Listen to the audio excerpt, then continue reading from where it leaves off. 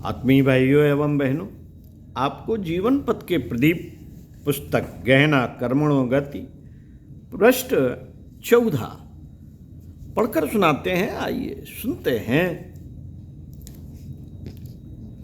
मित्रों, वेद में ऋषि कहते हैं, उत्थानम ते पुरुष नाव यानम, अर्थात हे जीव, तुझे उठना है, नीचे नहीं गिरना है।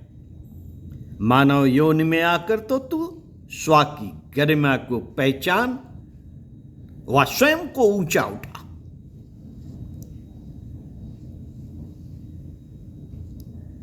कितने हैं जो इस मर्म को समझ पाते हैं कि मनुष्य जीवन हमें अपने पशुत्व को उभारने के लिए नहीं, देवत्व को विकसित करने के लिए मिला है।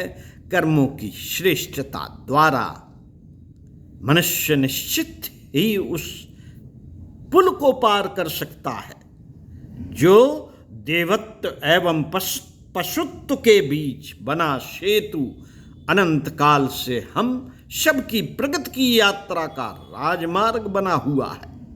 इस पुल तक पहुंचना, देवत्व को पहचानना व फिर उस यात्रा पर चल पड़ना जिनसे भी संभव हो पाता है, वे सभी विवेकशील दूरदर्शी देव मानव कहे जाते हैं। गीताकार के अनुसार किसी भी काल में क्षण मात्र भी कोई कर्म किए बिना नहीं रह सकता। क्षण मात्र भी कोई कर्म किए बिना नहीं रह सकता। भगवान स्वयं कहते हैं कि यदि वे भी एक क्षण कर्म करना बंद कर दें तो सारा विश्व नष्ट हो जाए, सारा लोक व्यवहार नष्ट हो जाए। कर्म करते रहना, कर्तव्य परायण बने रहकर मनुष्य जीवन को सतत प्रगति की ओर, देवत्व की ओर बढ़ाते चलना ही मनुष्य की सहज नियति है। यह बात अलग है कि कर्म का स्वरूप जाने बिना जब मनुष्य अशुभ कर्मों में, अकर्मों, विकर्मों में निरत हो जाता है तो वह जीवन यात्रा को चलाते हुए भी पतन की ओर ही जाता देखा जाता है। भगवान श्री कृष्ण गीता में कहते हैं, भगवान श्री कृष्ण गीता में कहते हैं, कर्म क्या है, कर्म क्या है, अकर्म क्या है, इसका निर्णय करने में बुद्धिमान पुरुष भी भ्रम में पड़ जाते हैं। इसलिए सभी को कर्म का स्वरूप भी जानना चाहिए और अकर्म का भी, विकर्म का भी, क्योंकि कर्म की गति महान है। पुस्तक गहना कर्मणो गति अवश्य पढ़िए। साथियों, अकर्म उन्हें कहा जाता है जिन्हें न करने से पुण्य तो नहीं होता, किंतु किए जाने पर पाप लगता है। विकर्म उन्हें कहते हैं जो परिस्थिति विशेष के अनुसार वास्तविक रूप से कुछ अलग स्वरूप ले चुके हैं तथा निषिद्ध कर्म बन गए हैं, यथा कुपात्र को दान देना।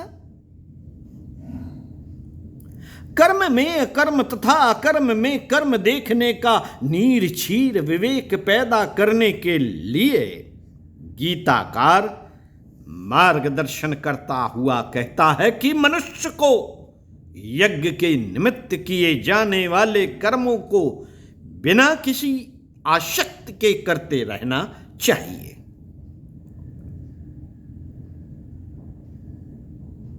मनुष्य को यज्ञ के निमित्त किए जाने वाले कर्मों को बिना किसी आसक्ति के करते रहना चाहिए और फिर भटकने की कोई संभावना नहीं।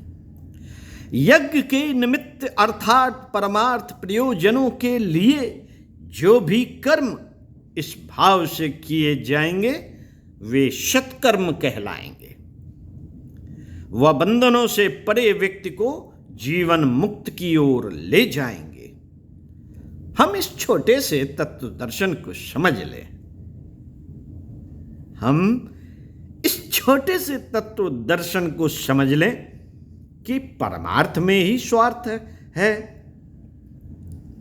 परमार्थ में ही स्वार्थ है, तो दुनिया के माया जंजाल से, भव बंधनों से मुक्ति सहज ही मिल सकती है। ओम शांति। पढ़ते रहिए कुछ अच्छा, सुनते रहिए कुछ अच्छा, चिंतन मनन का जीवन में क्रम बनाए रखिए। आप देखिए धीरे धीरे जीवन अच्छा होता चला जाएगा। ओम प्रणाम।